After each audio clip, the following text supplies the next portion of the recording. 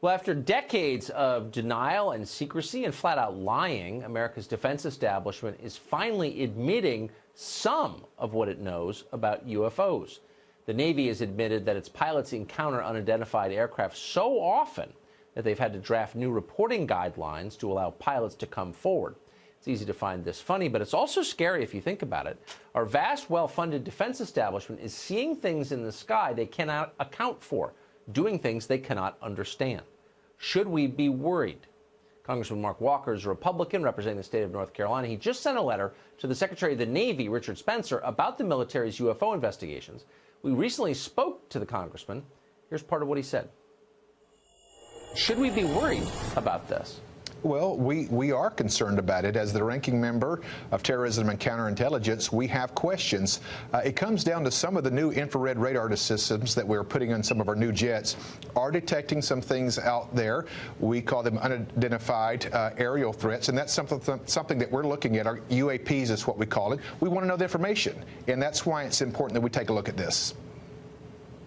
So this has been going on an awfully long time. There's a lot of data the government has stored about this. Most of it, I think, is still classified. But there must be theories about what these objects are, what these aircraft are. What's the most plausible theory, do you think? Well, we don't know for sure. Obviously, what we do know is the question that we're wanting to get to is this something that's a defense mechanism from another country? We do know that China is looking at hypersonic missiles. That's 25,000 kilometers, or to break it down into our language, that's getting from D.C., where I'm at, to L.A. in about 9 minutes.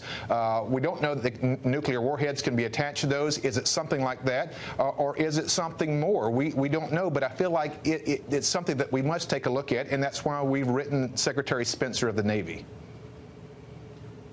Is there any indication that you're aware of that these sightings are foreign aircraft, Russian or Chinese aircraft? We don't know. We have no evidence to support that. We do know there's something that's traveling at that speed of what we call hypersonic now, which is a Mach 4 or 5, not to get too technical. That is something that we want to know. Is this something that another defense system in another country is more advanced, or is it something else? We're not trying to spook people out, but the AATIP, which is basically a program that the government monitors this, was to close down in 2017. So part of my question, Tucker, is it really closed down?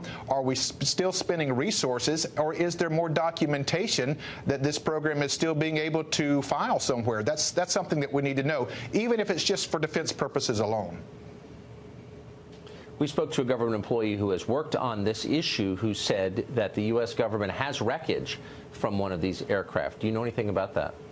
We don't know, but that's one of the 4 questions that we are asking. Is there evidence being held somewhere? Not to get too spooky once again, but if there is evidence, I believe it's important for people, specifically in my position as the ranking member of Terrorism and Counterintelligence, we need to know what this is.